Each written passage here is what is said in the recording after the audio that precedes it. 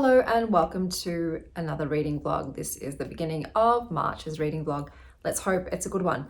So I am starting off with a book that is not a good one, and that is Tom Lake by Anne Patchett. So this is quite popular. It's in my library's most wanted, and I ended up getting hold of the audio book version, which is narrated by Meryl Streep. So that's a nice touch. However, this book to me, I DNF'd it after 2 hours. It's an incredibly boring version of the 7 Husbands of Evelyn Hugo, but just with one dude instead of 7. Basically, you've got a woman telling her adult daughters who are staying with her during COVID a story of a guy she had a summer fling with. But this woman does not know how to tell a story. She does not know how to get to the good parts. 2 hours in and she's still prattling on. It just gives me the vibe of talking to someone who really doesn't understand the importance of editing things down to make them entertaining. You know, she's keeping all the boring bits, and she says at one point, I'll try to skip over the boring bits, and I'm like, are you though? Are you trying? Because I think you could try harder. I ended up reading some reviews because this is a long book, and to see if it's worth pushing through, and people say there are a few little twists toward the end, but a lot of the people complained that it was just boring and dull, and they wish they got the time that they'd spent on the book back. So I just didn't care. You know, it was just a bit of a nothing story to me. I don't really care about this woman and this guy she loved briefly or slept with briefly back in time, and her daughters and her husband and their cherry farm. None of it appealed to me. It's not that the writing was bad, it was just incredibly slow paced, and just nothing really was happening, and none of the insights were particularly poignant for me or resonating, so I did DNF that one. And then I picked up the bad one. So this was actually on my most anticipated reads list. I'm not going to be doing a most anticipated reads list next year because I don't know how to pick them. I really don't. So this book kind of reads like a Fear Street with vengeful goddess parasites murdering children. It reminded me of those style of books. You've got teenagers, so they are teens, they're in school, and all of these kids go missing. And the main character used to play a goddess game with her best friend, whom is also missing, and believes perhaps there is a vengeful goddess killing bad people. So this is where it really did lose me. How is a 13-year-old girl? She is mean, I'll grant you that, but a lot of 13-year-old girls are mean, okay? How is she evil enough to warrant being murdered? You know, I'm like, you can't hold someone accountable at 13 for being a shitty person. They're 13. A lot of us have done a lot of growing since we were 13. We're not the same people we were then. Even an 18-year-old is incredibly different to their 13-year-old self. So do some people stay mean and horrible throughout their whole lives and get worse? Yes, granted. But to kill a 13-year-old girl for, you know, drawing moustaches on her friends' faces and stealing a bottle of liquor and, you know, stealing some more of their cosmetics, like, yes, she's not a good person, but she's not worthy of the death penalty, you know? So I couldn't get behind the vengeful goddess. And I just the other main themes in this book seem to be toxic friendships. A lot of the kids in here have really toxic friendships. But there was also just completely unnecessary love interest that added nothing to the story whatsoever, I guess. Instead, maybe just a bit of swooning for teenage girls to read about, like, oh, dark, mysterious, broody guy that no one gets, and he doesn't like anybody except. So the way that it progressed, was it a bit twisty, kind of? I had a plot device used, which is the blackout, losing time trope. I'm not a big fan of that plot device. It's like, oh, what's going on in this time that this person is not conscious for and is missing? I've read it so many times before that it just feels a bit like yesterday's news. It's a fine. I've given it a 3.25. Like, it's fine. It passes the time. If I'm reading a YA horror book with a vengeful goddess, I kind of want her vengeance to be justified. Like, go and kill those bad men and women. Not children, bad men and women. Like, let's get the kids out of it. Kids need some grace. They're going through puberty and hormones, and their brains have not yet fully matured. So perhaps leave them to make their mistakes. Obviously, if there's a teenager going around raping multiple people, I might, you know, allow that. But it wasn't the case with this one. So it felt a bit yucky, you know? Like, oh, you're just killing people. You're a murderer. I wouldn't call you an avenging angel. The cover is really cool though, and it did remind me of the Weeping Angels in Doctor Who. And then I picked up Heartless Hunter, which is a new release. And when I first started reading this, I was getting, oh, this could be a 5-star book feelings. I was really wrong. So I gave this 1.5 stars. I don't normally do spoilers in my vlogs, but I do want to talk about why I actually hated this book, because it is due in large part to the actual plot of the story and the characters. So not the writing or the setting or the other things in books. It was the actual story, and I don't know why the author chose to go this route. So if you don't want to see spoilers for this book, skip ahead to the next timestamp. But in this story, you've got a girl named Rune, and she's a witch, and she lives in a world where witches are hunted to extinction because there was like a bad queen witch named Cress, who did some bad stuff. So they're being wiped out. Her grandmother also is a witch, and one day she gets a letter from her best friend, Alex, who tells her they're coming for you and your grandmother. Go and report your grandmother so that they don't think that you're a witch and a sympathizer and you'll live. And her grandmother reads the letter and she said, he's right, you need to save yourself. Go and report me so it looks like you've turned me in so that you can live. So she does that. And she watches her grandmother get, slaughtered basically like an animal. But to make up for having to turn her grandmother in, she sets out to be the Crimson Moth. She's like a crusader for witches. She goes around trying to save as many as she can. The magic system in this, some people thought was really disgusting. I don't have a big issue with it. But basically you have to use blood to cast a spell. Witches normally will cut their own arms, but it leaves behind silver scars, which is obviously a big giveaway that you're a witch. So to get around that, she collects her menstrual blood and her best friend's menstrual blood and uses that. But the fresher the blood, the better. And if it's given by somebody else, it's stronger. And if it's taken from somebody else, it's the strongest. But that's dark magic, which is what the bad witch was doing. She was taking blood from people unwillingly and using it for very bad spells. Basically, she writes some sigils on her body with blood, and she can perform magics. In this book, you've her best friend, Alex, who is a saint of a man, who has been there for her since day one, who has put his own life in risk, because anyone sympathizing with witches is also killed. Saves and helps her over and over and over again throughout their whole lives. He just shows up for her constantly. His brother is the witch hunter. So his brother Gideon, who is the enemies to lovers in this case, is a piece of shit. I'm sorry. I understand that they're enemies to lovers, and I've read other books with witch hunters and witches falling in love.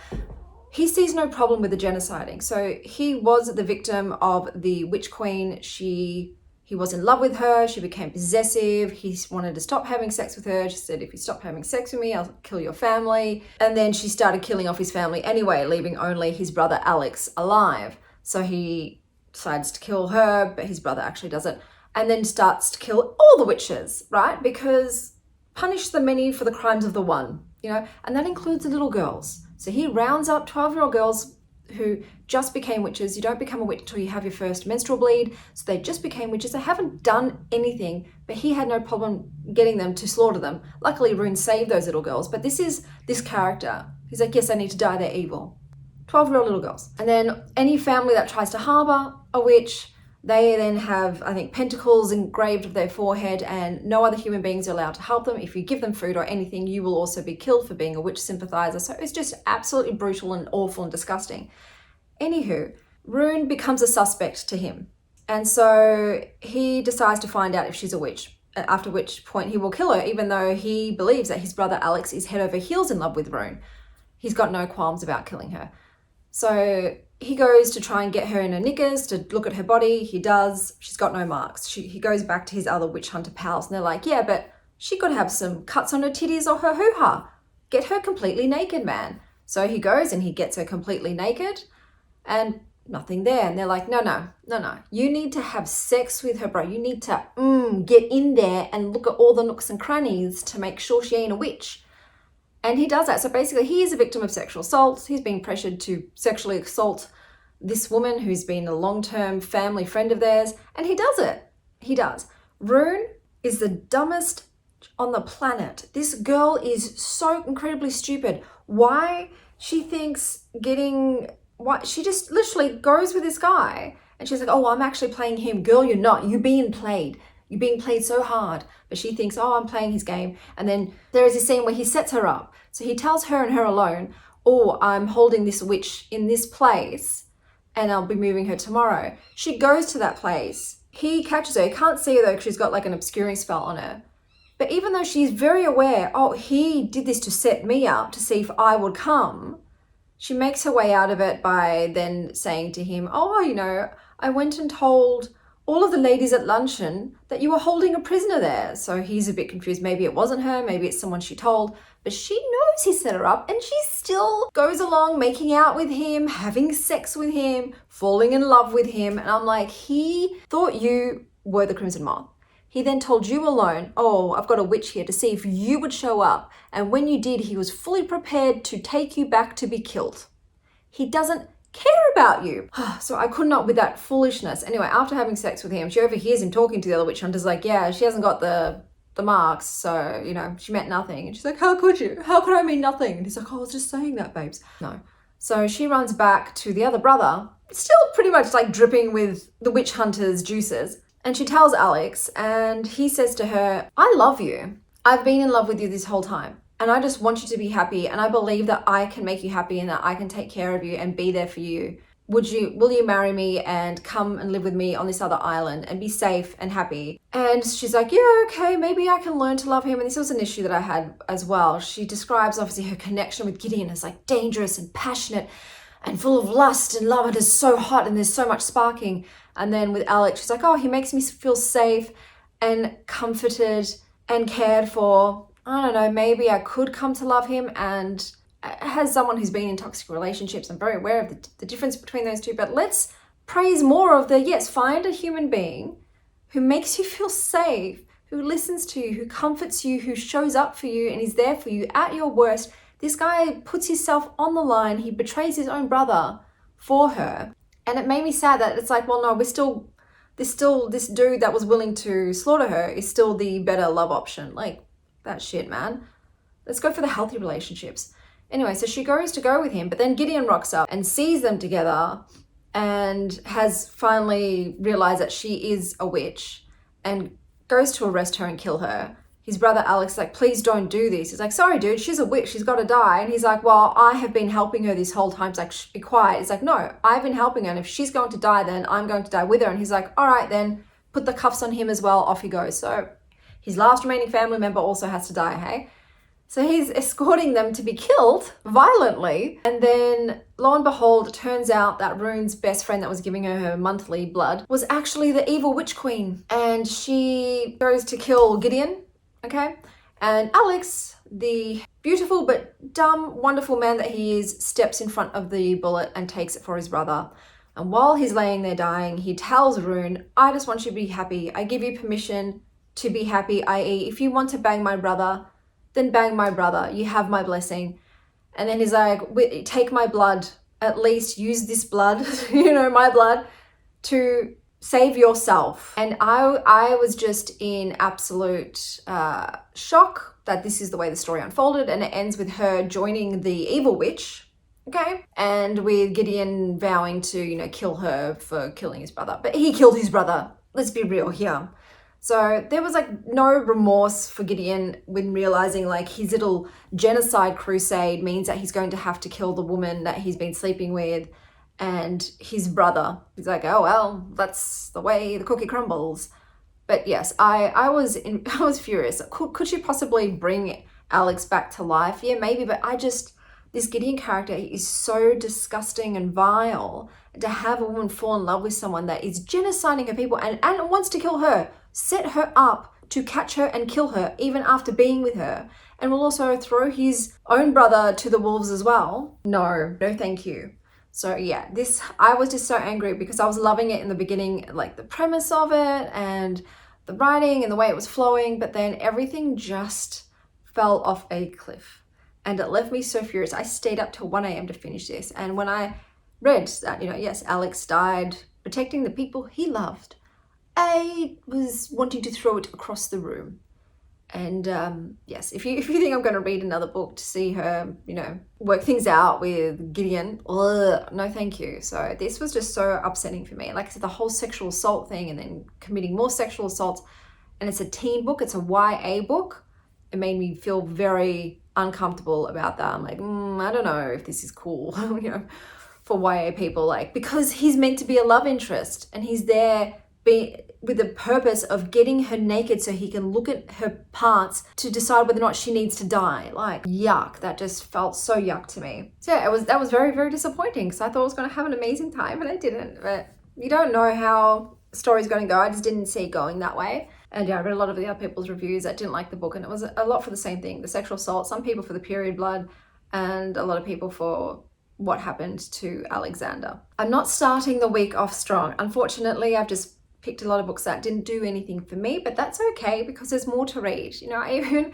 know people feel sorry for me when I've read so many bad books in a row. And yeah, it's a bit frustrating because you are exchanging hours of your life for a very mediocre or unpleasant experience. But, you know, people watch bad shows or bad movies all the time, have bad meals. Like, it's part and parcel of life. Sometimes you're going to have great, wonderful experiences, sometimes mediocre to unpleasant. That's just the way it is. And I'm happy to suffer the sorrows of the bad stuff to luxuriate in the joys of the good stuff. In regards to what I'm going to read next for this particular vlog, I've got some physical books from the library still, so I'm going to pick up a nonfiction read about infinite health. I think it's called. I'll put the picture up here. Just as a bit of a palate cleanser, I like to slot a nonfiction in if I've had a bit of a string of mid books. But today I am off to go to a cafe with my cousin, and then I'm going to my library's book club. That was the one for Spare. So we'll see what everyone else thought of Spare. I have a feeling, I think the majority once again is going to be not in favor of the book and wish that we hadn't spent our time reading about Prince Harry's Willie. So we'll see how that goes, but I will touch base with you later on. That's insane. Like, they have zero, like, boundaries. Needs new cards. Let's, like, do you think she'll like this if he's choosing cards that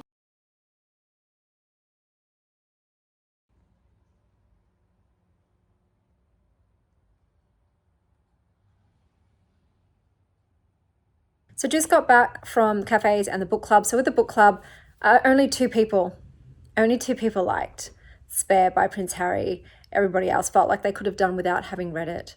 So the next book was 7 Moons of Marley Almeida, which you know I've already read. And I DNF'd because once again, it's just men talking about dicks. One after the other. I'm sure that someone will mention that in the book club. Like, why do we have to learn so much about men's penises? In terms of what I'm going to read next, I'll put a picture up here.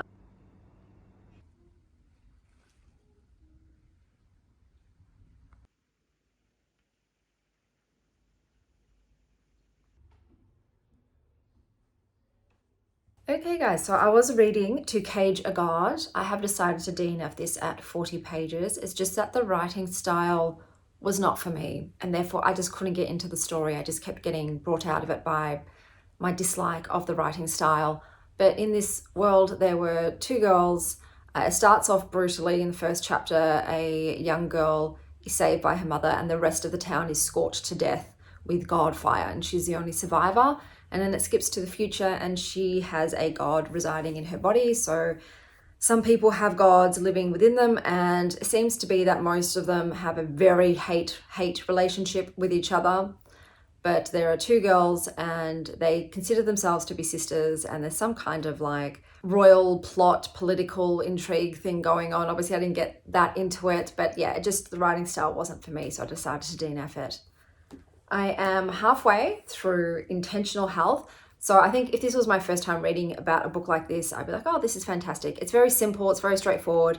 It is just showing some healthy habits to incorporate in your life. They do talk a lot about traditional Chinese medicine and Ayurveda in this. So there, for instance, is a lot about the sort of Eastern medicine meridian, traditional Chinese medicine clocks, where certain parts of the day correlate to certain Ayurveda, obviously doshas, but also in TCM correlates to certain body parts and organs. And so there's better times of the day to do certain things than others. The first chapter was all about the circadian rhythm, which is very important. They then talk about bacteria, so your gut health and microbiome, Detoxifier. So that's to do with not only sort of what you eat, but when you eat and how you eat. And then there's some other things I haven't gotten onto yet. So there seems to be anti-aging. I guess that would also fall under longevity, mind-body connection, breath of life. So it's using, I'd say it's focused more on holistic practices, but just general health hygiene, I guess. It's, like I said, written in a very easy to consume way. So if you don't want to be overloaded with books that I guess too sciencey, but you want a kind of framework of how to adopt a healthier lifestyle, this would be a great book, but I haven't finished it yet, but so far so good. I then read The Spirit Bares Its Teeth, and wow. So I've given this 4.5 stars. So this is a historical Gothic tale which involves magic. So basically people who have purple hued eyes are able to communicate with the dead and see through the veil, and are very highly sought after. So basically the men who have violet eyes are part of a very prestigious society, and then women who have violet eyes are practically broodmares. So they are fought over by men so that they can breed with them and produce hopefully more male children with this trait. So the women are told not to use their powers, not to commune with the dead, otherwise they get veil sickness. Basically wanting to think for themselves is what the veil sickness is. And then they're committed to these schools for good housewives where they're meant to be, where they are supposed to try to be cured of this veil sickness. But as you can imagine, any book that involves committing women against their wills to asylums to try to improve them, there's a lot of medical body horror in this book. Obviously there is SA and just general misogyny and abuse against women. A lot about eugenics based on like the breeding of this particular trait. This book also has ghosts, so the very vengeful ghosts of women who have been killed by these men. In this book, obviously forced marriages are a thing as well, and to girls as young as 14, I think even alluded to girls as young as 12. The main character, who prefers to go by the name Silas, their birth name is Gloria, is definitely neurodivergent coded, but also trans. So they believe that they are actually a boy, hence the name Silas, and why they're committed to the asylum, because they want to live as a man and they also want to practice as a doctor. And they also meet another character, but I won't say anything about it, but this is just a beautiful story. When I say beautiful, so there is a beautiful, sweet, tender trans love story within this book, obviously though it's surrounded by just absolute devastating circumstances and environment. It was easy to read. It was at times frustrating for me because the main character is a little bit too passive for my liking in terms of reading a book with the main protagonist, but they do mention over and over again that they were raised to be a good girl and to be quiet and to not make a fuss, and that training is very heavily embedded in them, so it's very difficult for them to actually fight it and not be that way. Yes, do check all the trigger warnings for this one. There is a lot more that I haven't mentioned here, but I really enjoyed it. I liked the writing style. I liked the characters. It was one of those harder to read books. Like, it is more of on the horror side, and I have to obviously manage my rage when it comes to reading books about women being forced into marriages or committed to asylums against their will. It's something that really grinds my gears and makes me furious. But I love the way that this story progressed, and I enjoyed my time with it. It was something a bit different too than what I've been reading lately. But yes, 4.5 stars for The Spirit Bares Its Teeth. So for this vlog, I think I will continue on with intentional health here and probably leave this vlog on this book so it's not too long. But today I'm going out to a cafe. My daughter is also having her sports swimming carnival. So that's pretty much all I've got planned for this morning. So I'll see you once I have done some more reading.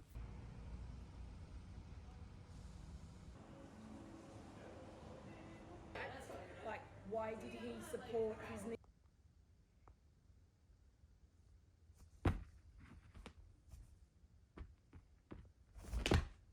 So I have finished Intentional Health. I think that I would probably rate this a 4 out of 5 stars. I probably would have rated it higher if I didn't already know a lot of the knowledge. So it does focus heavily on Ayurvedic and traditional Chinese medicine practices, which are definitely practices that I align with and implement in my life. It is very easy to read. The language is simple and it gives you just enough information without overloading you. So overall, I thought it was really well done. I think it's great if you're just coming to some holistic practices as a beginner. It's a great place to start. For me, as someone who's quite well read in these two systems, it was a bit basic, but it was a good read. So the next book I read is Eleanor, Oliphant is Completely Fine. I've given this 4 stars. There was a rough start because in the beginning of the book, Eleanor is a very insufferable character. She is honest to the point of rudeness and is quite condescending in her language alone, let alone her actual thoughts and opinions. So in the beginning, you're thinking, possible neurodivergence. And then you meet the mummy dearest, who is an absolute freaking psychopath. And you're like, oh no, traumatic childhood. That must be what is going on here. This book was a lot darker than I was anticipating. I thought it was a bit of a quirky, feel-good book about an odd woman who meets some people who change her life and help her actually integrate into society. And while yes, that is what the book is about, there is also a lot of heavy subject matter in here, so do check the trigger warnings. But I enjoyed it. The writing style was great, and even with Eleanor being a bit more of a difficult character, I still didn't mind being in her POV and watching her interact with others and process and go through a lot of her stuff. It's a very sort of quiet, mundane book sandwiched between very dark life events and how they affect you as a human being and how you can work through them with the help of others, not just yourself. So overall, I did enjoy it. And that is the end of this vlog. Until next time, stay well, Star Child.